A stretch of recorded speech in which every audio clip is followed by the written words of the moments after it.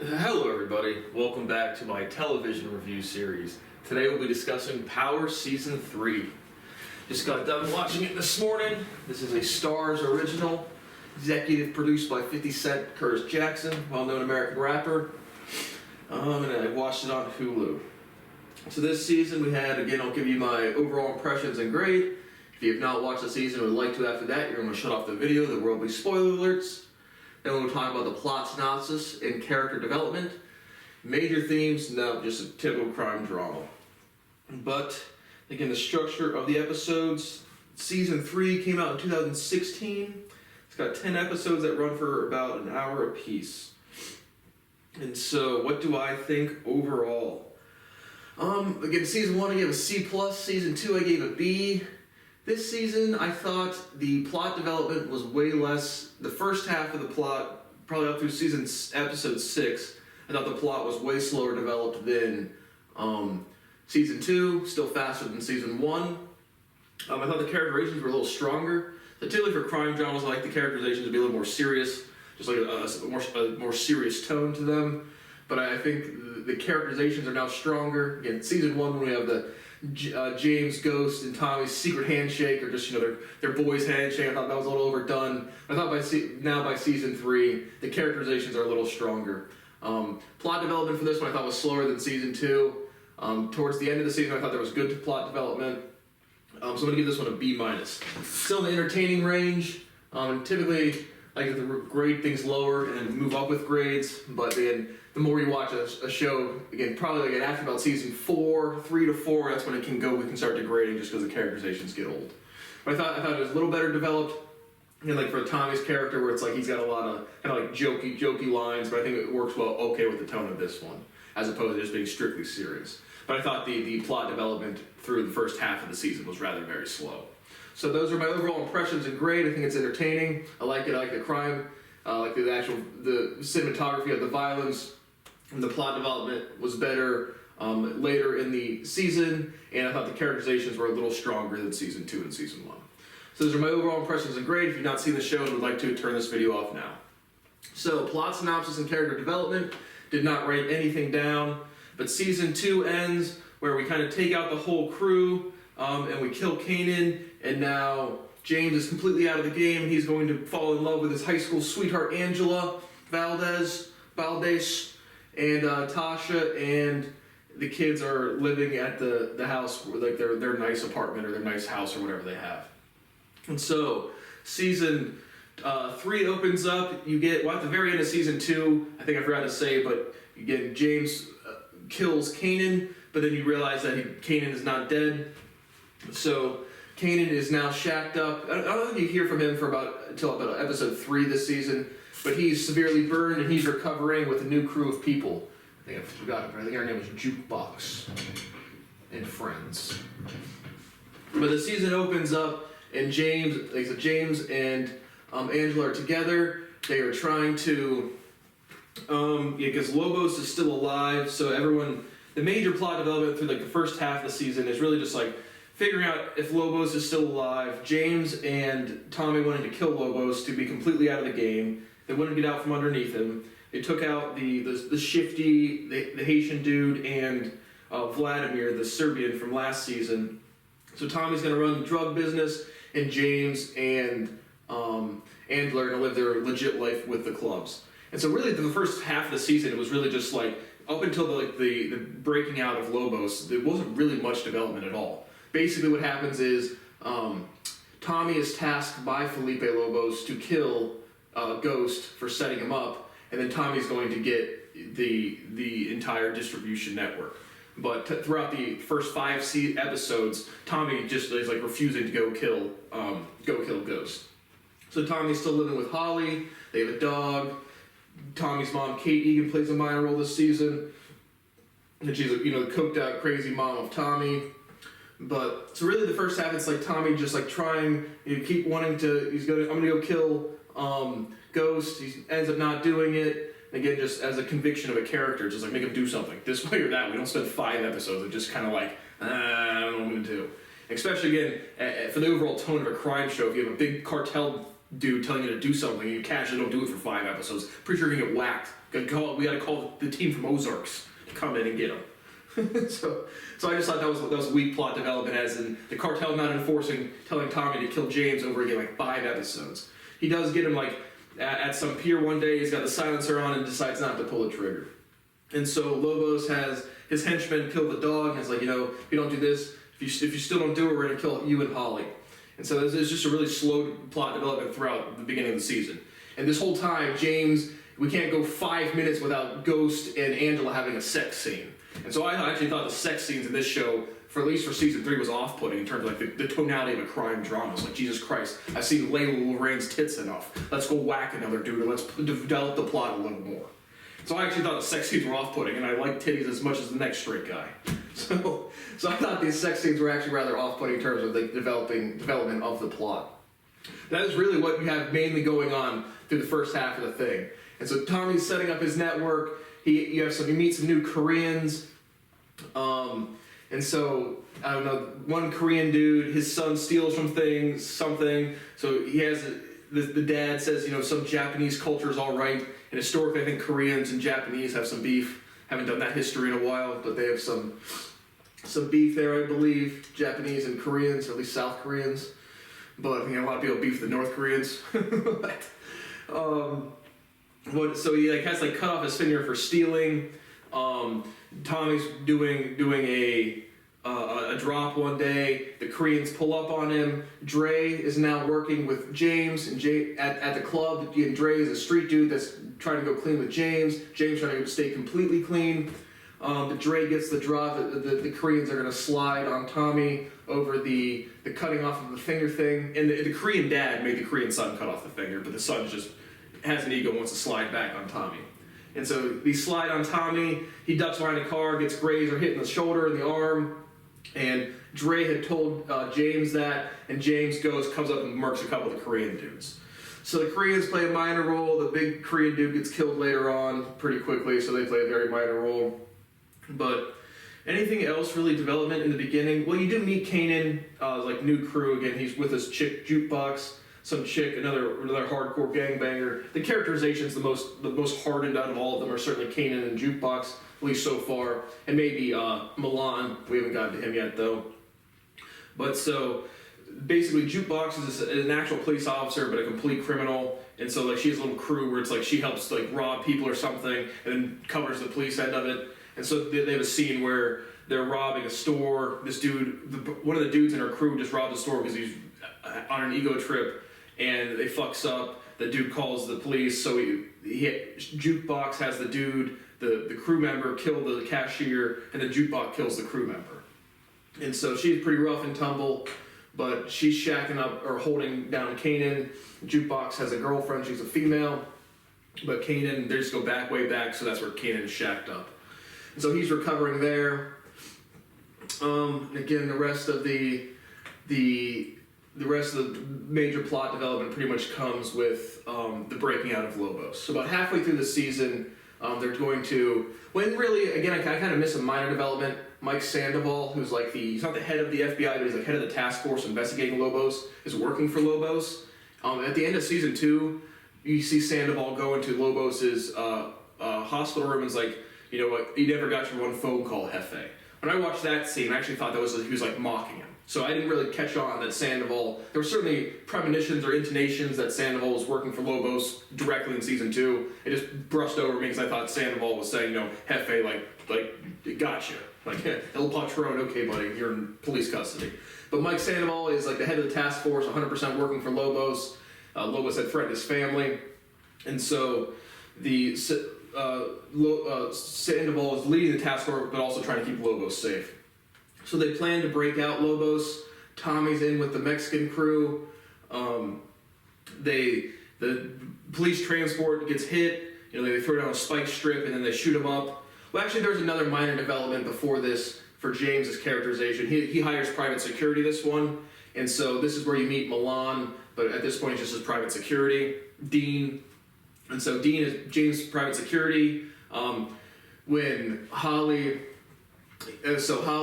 because Tommy's not pulling the trigger on James, Holly pays the Jamaicans to hit James, And when the James pull up, they rear-end him. James gets out of the car, and it's the Jamaicans there to hit him. And then Dean, Ghost, James's private security, flies in, murks the Jamaicans, and they just go home without nothing happening. But then Tommy learns that Holly was the one that put the hit on James, has a huge rage fit, and then chokes Holly to death. And so Holly is pregnant throughout the season, and she's holding off on telling Tommy. Tommy goes in a rage. Tommy and James are not on the same page. Again, Tommy's tasked to kill James, but they're hometown boys, so they're not really doing anything. So again, just for pure characterization, and just make a decision, move the plot along. But Tommy chokes out Holly, unbeknownst that she is pregnant with his child. But that doesn't really seem to play much on Tommy's character later on. so that happens. Then, now go back to the breaking out of Lobos. They're transporting Lobos. They hit the truck. Sandoval, wants Lobos to get freed. But once they free Lobos, then Tommy kills the other cartel dudes, and James and Tommy walk Lobos back into this field. Lobos gets away, like he's literally in handcuffs, runs away. They track him down, and then there's like, should we kill him? Should we not kill him? Flip-flopping, waffling a bit, and then James is like, I need to end it now, and kills Lobos. So Lobos is dead, and then the big FBI development throughout the rest of the season is figuring out who's the leak and who really led stuff out. Because again, remember Angela and James, this season again we'll get to them breaking up, but they're together, but they're like not, again, in season 2 they didn't like work together, they both kind of played each other, but the high school love is so strong that they still want to be together despite their career jobs and stuff. Again, kind of a weak characterization relationship for me, but that's just kind of where they're at. After Lobos, immediately after that, James, about halfway through the season, James is like, okay, we're out from underneath anything, and then he learns his private security guard, the guy that killed the Jamaicans, the guy named Dean, is really Milan. So back in season 2, when James took out Vladimir, the Serbian dude, and Fredo, this guy who eats people, turns out Milan, the guy, which I thought was good plot development, that was James's private security just watching James. So now immediately kill Lobos, and now they have a big boss right on top of them again. And so it's kind of redundancy again, trying to get out from the big boss, but I thought it was a unique perspective to have the hired security be the next kind of big guy. And so now the drug game is going through Milan. Milan kills the Korean dude. They have a meetup, and then they're all getting on the same page, and the Korean dude steps out, so he gets killed. So the Koreans come into the picture and are out of the picture within probably, 4 or 5 episodes. So that's what's happening there. Again, Tasha worried about the kids. Tariq the son of James has a more prevalent role this season. He's getting in trouble. He finds Angela's gun. They sleep over to get to know the new girlfriend. The kids sleep over with the new girlfriend's place. Tariq finds the gun, takes it to school, gets in trouble, and then starts hanging out with Slim. Slim is also Kanan, 50 Cent's character, unbeknownst to James. And so there's a scene where Kanan was going to kill Tariq, and Tariq is probably, sophomore in high school maybe, some 8th grade to sophomore in high school. But then he's like, Tariq says something about being against his father, and Kanan's like, maybe I can use him for something else. And Jukebox the whole time is just like, this dude is the ransom, one of the more, aggressive characterizations. And so after they break out Lobos, they're trying to figure out who the leak is. They all everyone in the FBI task force gets questions. You have Angela kind of questioned. Well, they have all the questions, but Angela has some dirt on her. Greg Knox, he's not really on the task force until he brings Ruiz back, because he's the one that can testify against Lobos, but then Lobos gets killed, so Ruiz is back in the picture. He was a Soldado Nation guy. And so what kind of happens after that? And so basically, again, we have the same thing where Tommy kind of gets taken under the wing by Milan, and then Milan wants Tommy to kill James, and James and Tommy are still hometown buddies, so they plan to kill Milan. But probably the other big development is after all of the investigations of who the leak is, Greg Knox puts together that it's Mike Sandoval. And so Greg calls over Mike to say he really thinks it's Angela, and Greg and Angela. Well, so after Lobos gets killed and James gets put back under Milan, he breaks it off hard with Angela, and Angela's like, why are you doing this? And it's clear James is like, well, because I still have to sell a bunch of fucking drugs. And so, but he doesn't tell her that. And so really they're all trying to figure out who the rat is. And there's again once the Lobos hit happened, there's a lot of plot development, so I might be missing some nuance. But Greg figures out that it's Mike Sandoval. It calls him out, and Mike kills him in his apartment. So Greg gets murked. Kanan, just another thing popped in my head. Kanan and Jukebox rob a jewelry store, and Kanan kills another dude just for, again, I don't know, just kind of offs the dude. He's part of the crew and just kind of murks him. But yeah, Lakeisha, the friend of Tasha, gets kind of, she gets used as a ploy to launder money. So Lakeisha gets mad at Tasha for drawing her in on brewing her legitimate business to launder money. Paz, a Peace en Espanol, the sister of Angela, minor role, just consoling her sister throughout. James is also trying to expand this season through another business person. I couldn't find the character, but just an old dude and a rich white chick. So constantly trying to expand, get a big investor to go build another club and go international throughout the season. So James Ruiz gets killed this season. James has Ruiz try to implicate Milan to take him down. Tommy learns about it through Tasha and kills Ruiz. So Ruiz dies later in the season. His little tracker on it that plays a part as to Greg figuring out it's Mike and Mike killing Greg. So once Greg gets killed, the leak is still in the thing, but Lobos is dead, so there's not much allegiance there. So I'm not sure if there's going to be any plot development from that. But they did not get the leak. They killed Greg. Tariq, again, steals some shoes with Kanan or Slim, same character. But then he's hanging out with Jukebox, Kanan, and one else and a crew member. They drink some lean, and it must have roofied him or did something with him because he passes out and he's not conscious anymore. And then Kanan takes a picture with his arm around Tariq and sends it to Tasha. And this is the first time Tasha or James or Tommy become aware that Kanan is still alive since season 2. So Kanan plays he's in 30% of the episodes of this season, but the whole time the major players do not know Kanan is still alive.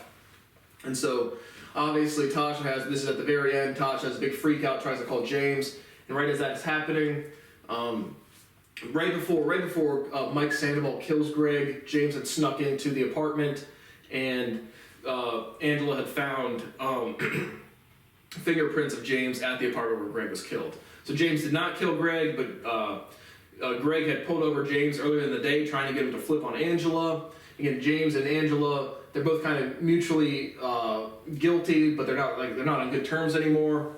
And so James is to Angela's like, "Oh, do anything to protect you," type of deal. Truly, unbeknownst to him that Greg is dead. And so at the very end, James gets arrested by Angela in his club. You clearly see the big investor dude lose his desire to. Well, before this, so they do end up getting rid of Milan. Basically, you have Dre and his crew, who's now. So another minor development will certainly be something. Kanan comes back into Dre. Dre has a daughter. Kanan threatens Dre's daughter. Dre is fully with James, but he has some obligation to Kanan, so he doesn't hurt his kid. And so Dre is kind of on this middle ground, which certainly will have some development in season 4. But in the club before he gets arrested, because all of the security people in the club are these Serbians that are run by Milan.